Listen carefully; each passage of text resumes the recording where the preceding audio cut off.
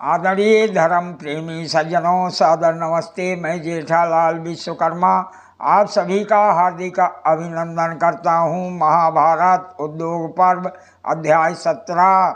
ये कथा आपको सत्य महाभारत से सुनाई जा रही है। पिछले अंक में आपने सुना, राजा धृतराष्ट्र दुर्योधन से कहने लगे, हे दुर्योधन, मैं कौरवों के हित की बात सोचता हूँ, अतः मेरी सुनो। आचार्य द्रोण, कृपाचार्य, विकर्ण और महाराज बाह्लिक ये भी तुम्हारे हितैषी हैं, अतः मेरे ही समान तुम्हें भी उनका आदर करना चाहिए।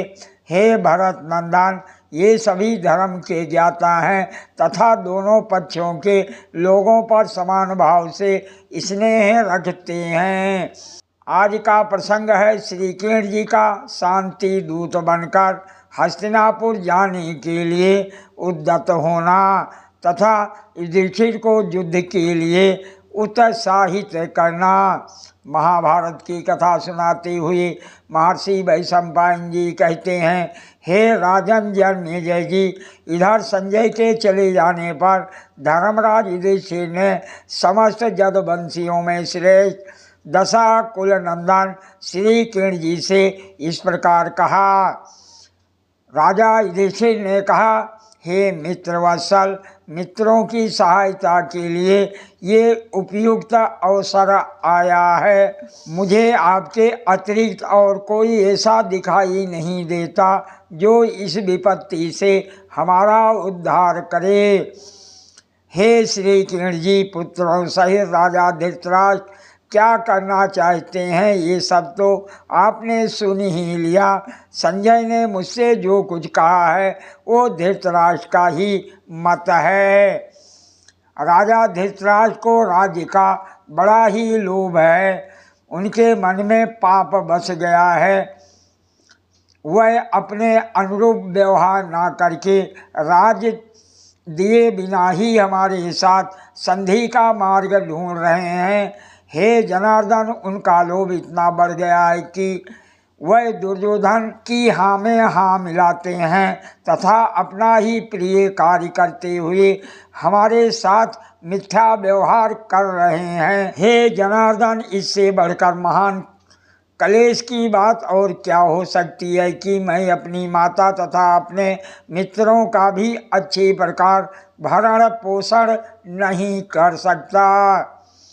हे मधुसूदन, यद्यपि काशी, चेदी, पांचाल तथा मत्स्य देश के वीर हमारे सहायक हैं और आप हम लोगों के रक्षक हैं, आप लोगों की सहायता से हम संपूर्ण राज्य ले सकते हैं, तथापि मैंने केवल 5 ही गांव मांगे थे, परंतु दुरात्मा दुर्योधन सब पर अपना ही अधिकार मानकर उन 5 ग्रामों को भी देने की बात स्वीकार नहीं कर रहा है। इससे बढ़कर कष्ट की बात और क्या हो सकती है। मनुष्य उत्तम कुल में जन्म लेकर और वृद्ध होने पर भी यदि दूसरे के धन को लेना चाहता है तो वो लोभ उसकी विचार शक्ति को नष्ट कर देता है। विचार शक्ति नष्ट होने पर उनकी लज्जा को भी नष्ट कर देता है। हे श्री कृष्ण जी, धनहीन पुरुष से उसके भाई बंधु सुहृद और ब्राह्मण लोग भी उसी प्रकार मुँह मोल लेते हैं जैसे पक्षी पुष्प एवं फल विहीन वृक्ष को छोड़कर उड़ जाते हैं। धन को उत्तम धर्म का साधक बताया गया है। धन में सब कुछ प्रतिष्ठित है। संसार में धनी मनुष्य ही जीवन धारण करते हैं, जो निर्धन है वह तो मुर्दे के समान है। हे श्री कृष्ण जी, जन्म से निर्धन को दरिद्रता के कारण उतना कष्ट नहीं पहुंचता जितना कि कल्याणमयी संपत्ति को पाकर सुख में ही पले हुए मनुष्य के उस संपत्ति से वंचित होने पर होता है। अतः हम लोग किसी भी न्याय से अपनी पैतृक संपत्ति का परित्याग नहीं कर सकते। इसकी प्राप्ति के लिए प्रयत्न करते हुए यदि हम लोगों का भी वध हो जाए तो वो भी अच्छा है। हे माधव, इस विषय में हमारा पहला ध्येय यही है कि हम और कौरव आपस में संधि करके शांत भाव से रहते हुए उस संपत्ति का समान रूप से उपयोग करें।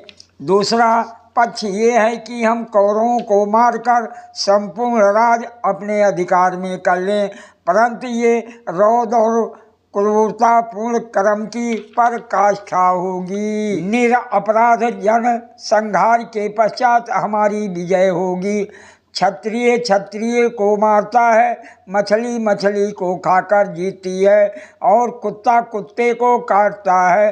हे दशानंदन, देखिए यही परंपरा से चला आने वाला धर्म है।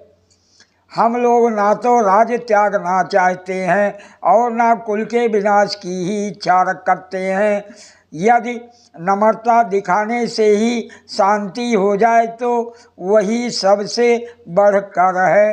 यद्यपि हम युद्ध की इच्छा न रखकर साम दाम और भेद सभी उपायों द्वारा राज्य की प्राप्ति के लिए प्रयत्न कर रहे हैं, तथापि यदि हमारी साम नीति असफल रही तब युद्ध ही हमारा प्रधान कर्तव्य होगा।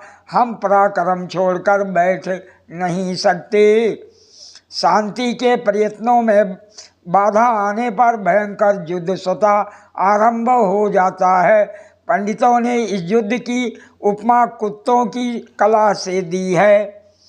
कुत्ते पहले पूंछ हिलाते हैं, फिर गुर्राते और गरजते हैं, तदंतर एक दूसरे के समीप पहुंचते हैं, फिर दांत दिखाना और भौंकना शुरू करते हैं। तत्पश्चात उनमें युद्ध होने लगता है।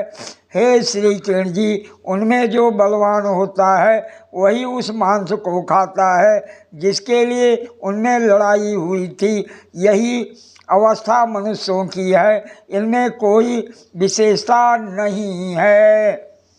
हे माधव, धृतराष्ट्र में अपने पुत्र के प्रति प्रबल मोह शक्ति है। वह पुत्र के बस में होने के कारण कभी भी झुकना स्वीकार नहीं करेंगे। हे माधव, हे श्री कृष्ण जी, ऐसे समय में आप क्या उचित समझते हैं? हम कैसा व्यवहार करें जिससे हमें अर्थ और धर्म से वंचित न होना पड़े? सादर प्रणाम। जय श्री कृष्ण।